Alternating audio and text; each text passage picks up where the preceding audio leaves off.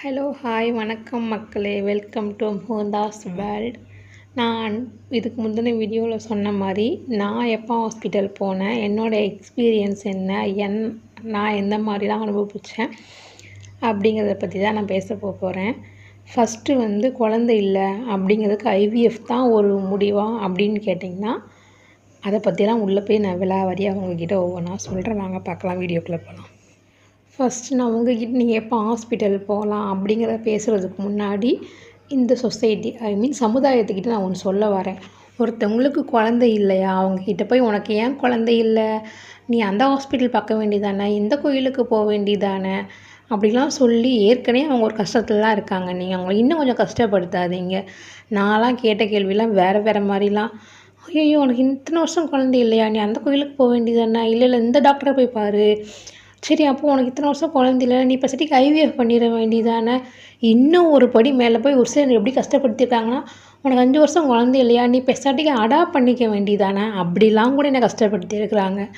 அதனால் தயவு செய்து உங்களால் அவங்களுக்கு முடிஞ்சால் ஆறுதல் சொல்லுங்கள். அவங்ககிட்ட கேட்கவே கேட்காதீங்கன்னு நான் சொல்கிறேன். என்னை பொறுத்தவரை ஏன் கேட்குறீங்க அவங்கக்கிட்ட போய், ஏன் உனக்கு குழந்தை இல்லை, அதுவா இதுவா, அவங்களுக்கு தெரியும் அவங்க லைஃப்பில் என்ன நடக்குது ஏது நடக்குதுன்னு சொல்லிட்டு.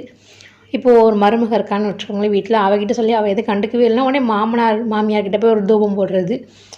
மருமகிட்ட சொன்னால் அவள் கேட்குற மாதிரியே தெரியல, நீ சொல்லேன் அப்படி சொல்லி இங்கே. அப்புறம் ஒரு எக்ஸாம்பிள் சொல்லுவாங்க, இந்த என் பொண்ணை கல்யாணம் முடிச்சு கொடுத்தேன்னா அந்த போனாலாம் 3 வருஷம் 2 பிள்ளை பெற்றுட்டா, ஏதோ கின்ன சாதனை பண்ண மாதிரின்னு சொல்லிக்கிட்டு இருப்பாங்க.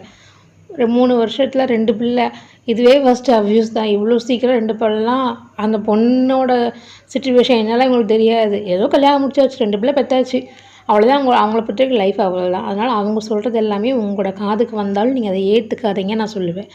நீங்கள் உங்கள் ஹஸ்பண்ட் ஃப்ரீயாக இருங்க. இப்போ நீங்கள் எப்போ ஹாஸ்பிட்டல் போகலாம் அப்படிங்கிறதுக்குள்ள டாப்பிக்கில் வருவோம். என்ன கேட்டால் உங்கள் மனசுக்கு எப்போ ஹாஸ்பிட்டல் போகணுன்னு தோணுதோ அப்போ போங்க. ஏன்னா அடுத்தவங்க புஷ் பண்ணுறாங்க, அடுத்தவங்க நம்மளை கேட்குறாங்க, சொசைட்டி நம்மளை இப்படி கேட்குது, நமக்கு ஏதாச்சும் பிரச்சனை இருக்குமோ அப்படின்னு உங்களை நீங்களே குழப்பிக்காதீங்க, வேண்டாம். உங்களுக்கும் உங்கள் வீட்டுக்காருக்கும் எப்போ கணவன் மனைவி 2 பேருக்கும் எப்போ ஹாஸ்பிட்டல் போகணுன்னு தோணுதோ அப்போ நீங்கள் தாராளமாக போகலாம். என்கிட்ட நீங்கள் சொல்லுங்களேன் அப்படின்னு கேட்டால், உங்களுக்கு ஒரு வயசு இருக்கா அப்படின்னு நார்மலாக ட்ரை பண்ணுறீங்களா, ட்ரை பண்ணுங்கள். அதுக்காக அவங்க அது சொல்கிறாங்க இவங்க இது சொல்கிறாங்க அதெல்லாம் நினைக்காம, உங்களுக்கு ஒரு டாக்டர் ஒரு யூடியூப்போ இல்லை ஏதோ ஒன்று, இல்லை உங்களுக்கு தெரிஞ்சவங்க யாராச்சும் நர்சிங் இருந்தாங்களோ படிச்சுருந்தாங்களோ அவங்ககிட்ட என்னென்ன சாப்பிட்லாம் என்னென்ன அப்படிலாம் கேட்டுக்கோங்க. அவங்க சொல்கிற மாதிரி கொஞ்சம் கடைப்பிடிங்க. அதுக்கப்புறமும் உங்களோட இன்டர்கோர்ஸ் நல்லா இருக்குது, உங்களோட பீரியட்ஸாக ரெகுலராக இருக்குது, உங்களுக்கு எந்த பிரச்சனையும் இல்லை அப்படிங்கிற பட்சத்தில் உங்களுக்கு குழந்தையே நிற்கலை அப்படின்னா ஒரு வருஷம் பாருங்கள், இல்லை 1.5 வருஷம் பாருங்கள். அதுக்கப்புறம் ஒரு நல்ல டாக்டராக பார்த்து நீங்கள் போய் கன்சல்ட் பண்ணலாம். ஃபஸ்ட்டு ஹாஸ்பிட்டல் போகிறதுக்கு முன்னாடி கணவன் மனைவி 2 பேருமே உட்காந்து பேசுங்க. 2 பேருக்குள்ளே ஒரு பரஸ்பரமாக பேசி முடிவெடுங்க. நம்ம இந்த மாதிரி ஹாஸ்பிட்டல் போகலாம்ப்பா. எந்த ஹஸ்பண்டும் அவ்வளோ சீக்கிரம் ஹாஸ்பிட்டலுக்கெலாம் வரவே மாட்டாங்க. என் ஹஸ்பண்ட் அப்படிலாம் கிடையாதுனா, இதெல்லாம் நாங்களும் நிறைய பார்த்துருக்கேன். அதனால் எந்த ஒரு கணவனுமே அவ்வளோ சீக்கிரம் குழந்தையில ட்ரீட்மெண்ட்டுக்கு போகலாம் அப்படின்னு வரமாட்டாங்க தான். 2 பேரும் உட்காந்து பேசி முடிவெடுங்க. நீங்கள் 2 பேரும் பேசிக்கோங்க, நம்ம போவோம்பா, எல்லா டெஸ்ட்டும் எடுத்து பார்ப்போம்பா. உங்களுக்கு ஏதோ பிரச்சனை அப்படின்னா நான் அதை பற்றி வெளியே பேச மாட்டேன். இல்லை எனக்கு ஏதோ பிரச்சனை அப்படின்னா நம்ம ட்ரீட்மெண்ட்டை பற்றி நம்ம வெளியில் யார்கிட்டையும் பேச வேண்டாம்ப்பா, எந்த ரிப்போர்ட்டும் யார்கிட்டையும் சொல்ல வேண்டாம்ப்பா, நம்ம நார்மலாக ட்ரீட்மெண்ட் போவோம்ப்பா அப்படின்னு சொல்லுங்கள். இன்னொன்று சொல்லிக்கிறேன், ட்ரீட்மெண்ட்னாலே ஐவிஎஃப் தானா அப்படிலாம் கேட்டு எந்த டாக்டரும் உங்களை ஐவிஎஃப்லாம் பண்ண சொல்ல மாட்டாங்க. போன உடனே என்னென்ன பண்ணுவாங்க அப்படிங்கிறத சொல்கிறேன். ட்ரீட்மெண்ட்லேயே நிறைய விதம் இருக்குது. நார்மலாக ட்ரை பண்ணுவாங்க, ஃபாலிகுலர் ஸ்டடி இருக்குது, ஐயுஐ இருக்குது, அதுக்கப்புறம் ஐவிஎஃப் இருக்குது. ஐவிஎஃப்பில் பல விதம் இருக்குது. ஸோ அதனால் நீங்கள் பயப்படாமல் நீங்கள் ஒரு நல்ல கைனகாலஜிஸ்ட்டாக பார்த்து நீங்கள் ஹாஸ்பிட்டல் போங்க. உங்களுக்கு அந்த டாக்டர் மேலே ஒரு நம்பிக்கை வரணும். அந்த டாக்டர்கிட்ட பேசுங்க. 1 டைம் 2 டைம் ஃபஸ்ட்டு உங்கள் ஹஸ்பண்ட் கூப்பிட்டு வரல அப்படின்னா 1 டைம் 2 டைம் நீங்களே போங்க. அதுக்கப்புறம் ஆட்டோமேட்டிக்காக டாக்டரே கேட்க ஆரம்பிச்சாங்க, என்னப்பா உங்கள் ஹஸ்பண்ட் எங்கள் ஹஸ்பண்டை கூப்பிட்டு வா அப்படின்னு சொல்லுவாங்க. அதுக்கப்புறம் உங்கள் ஹஸ்பண்டை கூட்டிகிட்டு போங்க. உங்களுக்கு என்னென்ன டெஸ்ட் எடுக்கணுமோ அவங்களுக்கு என்னென்ன டெஸ்ட் எடுக்கணுமோ அதெல்லாம் எடுப்பாங்க.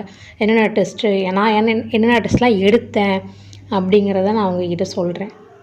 ஃபஸ்ட்டு நீங்கள் டாக்டர்கிட்ட போய் உங்களோட செக்கப்லாம் முடிச்சதுக்கப்புறம் உங்கள் டாக்டர் சொல்லுவாங்க இந்த மாதிரி பிரச்சனை அப்படின்னா. உங்களுக்கு புரியலன்னு நீங்கள் அவங்கள்ட்ட தெளிவாக கேளுங்க, எதனால் என்னென்ன பிரச்சனை அப்படின்னு சொல்லி கேளுங்க. நான் உங்ககிட்ட சொல்கிறேன், அடுத்தடுத்த வீடியோவில் சொல்கிறேன் என்னென்ன மாதிரி பிரச்சனை இருக்கலாம் அப்படின்னு சொல்லிட்டு. ஹாஸ்பிட்டலுக்கு போகிறதுக்கு முன்னாடி நீங்கள் நார்மலாக ஒரு டைம் ட்ரை பண்ணுறீங்க அப்படின்னா நம்மளோட சேனல் இதுக்கு முன்னாடி வீடியோ இருக்குது, என்னென்ன சாப்பிட்லாம், எப்படி சிம்டம்ஸ் இருக்கும் அதெல்லாம் பாருங்கள். 2 பேரும் எந்த இதுவும் இல்லாமல் ஃப்ரீயாக இருங்க, ரிலாக்ஸாக இருங்க. நீங்கள் 2 பேரும் ஹாப்பியாக இருங்க. ஆட்டோமேட்டிக்காக குழந்த தானாகவே நிற்கும். நல்லா சாப்பிடுங்க, ஹெல்த்தியான ஒரு லைஃப் ஸ்டைலுக்குள்ளே போங்க, சத்தானதாக சாப்பிடுங்க, உங்கள் வீட்டுக்கார சத்தானது கொடுங்க, 2 பேரும் நல்லா சிரித்து பேசுங்க, சந்தோஷமாக இருங்க. ஆட்டோமேட்டிக்காக குழந்த தானாக நிற்கும். அடுத்த வீடியோவில் எனக்கு என்னென்ன டெஸ்ட் எடுத்தாங்க, நான் என்னென்னலாம் ஃபேஸ் பண்ணேன், என்னென்ன டெஸ்ட்டு இருந்துச்சு, எனக்கு என்ன பிரச்சனை இருந்துச்சு அப்படிங்கிறத பற்றி உங்கள்கிட்ட அடுத்தடுத்து நான் வீடியோவில் சொல்கிறேன். வீடியோவை பாருங்கள். நன்றி.